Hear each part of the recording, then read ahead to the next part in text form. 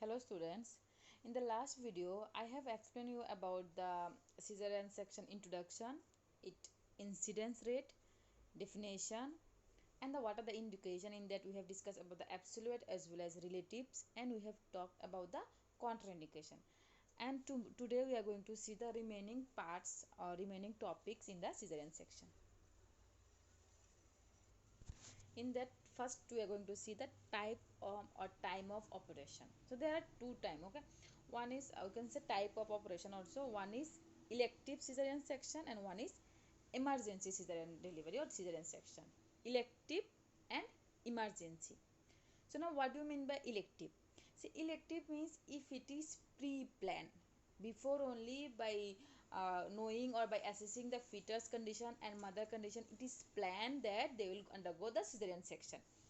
And now what do you mean by emergency cesarean delivery? Means there is no plan for the cesarean, but during the delivery or during the time of delivery there is some complication regarding the baby or regarding the mother.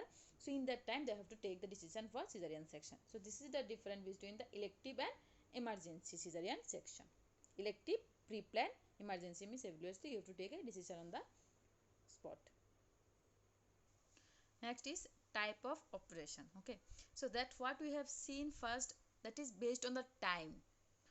Now based on the how we are going to make the incision, based on that we have some categories of operation. The first one is lower segment cesarean section.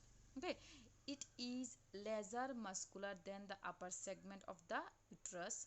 Transverse incision is made in the lower segment. This heals faster and successfully than an incision in the upper segment of the uterus, and there is less muscle and more fibrous tissue in the lower segment, which reduce the risk of rupture in the subsequent pregnancy, and also known as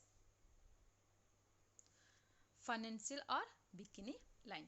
So means it's based on the incision where we are going to make, based on that, and it is good compared to that because there is more healing and there is a less chance of rupturing for the next cesarean section.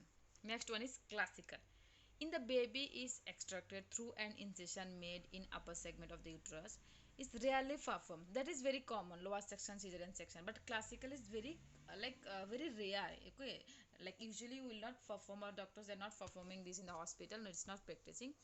Operation is done only under 4 circumstances. Okay, like some circumstances, some situation only you have to go for classical, like if there is a carcinoma of the cervix, means cancer, if there is any fibroid in the lower segment, if there is a constriction ring, or there is a lower segment is difficulty or risky, example like placenta previa or addition due to the previous abdominal operation.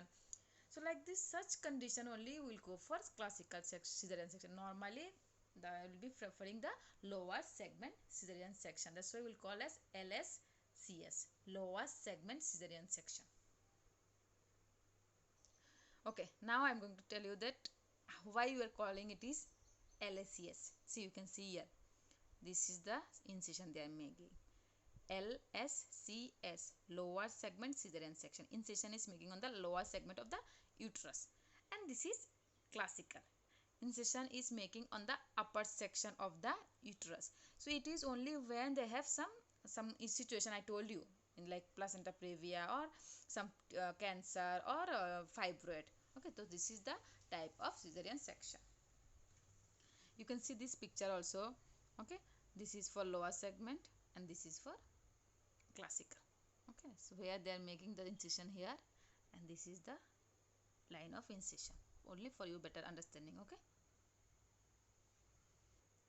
supplies or equipment. So now we learn about like what are the equipments is needed for cesarean section. In the first one is extra drape sheet, towels, receiving pack for baby, C-section tray, delivery forceps, cord clamp, basin set, blade, neonatal receiving unit, self-contained oxygen, ID band, suction catheter, bulb syringe, solution, and suture. These are all the common things that already you have seen in the hospital side. Next is procedure. The non-gravid uterus is a pelvic organ closely covered by a layer of pelvic peritoneum. Okay, As pregnancy advances, the uterus grows up into the abdomen and the peritoneum rise up with the uterus and come into contact with the abdominal peritoneum. Each of these layers must be incision and repaired. What we mean by that is, see, normally that uterus will be in the lower part only, but when the baby will grow, the uterus also it will go, even abdomen, peritoneum also it will go. So while you have to do a incision, first you have to go for incision in the abdomen, then only we will reach to the uterus. Okay. The abdominal peritoneum is situated below the abdominal muscle layer. So the anatomical layer, like how many layer you have to go through for taking out the baby. First is skin, obviously, then fat, then rectus sheet, rectus abdominis, abdominal peritoneum, pelvic peritoneum, then only we will reach to the uterine muscle.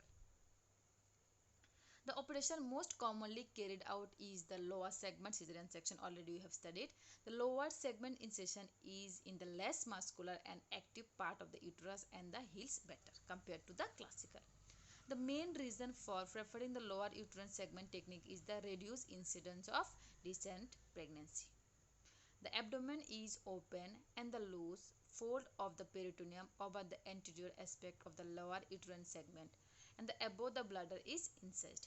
The operation continues so incise the further to visualize the fundus of the bladder, which is then pushed down and away from the surgeon.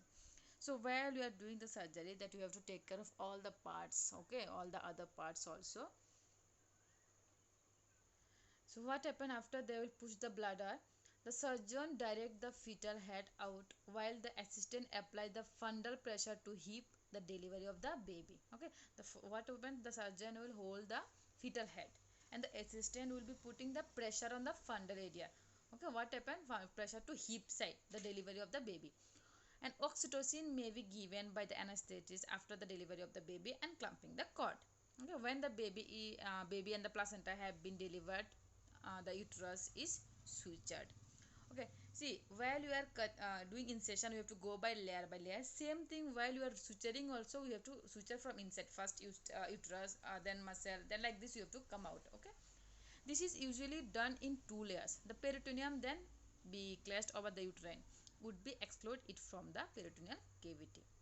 The rectus sheet is closed, then the layer of the fat, and finally the skin is sutured with the surgeon choice of materials. Actually, normally they will go for this like suturing materials. It is based, there are some absorbable suture materials. It is based on the patient selection. They can select based on, like they can go say that we can go for this option also based on their like choice.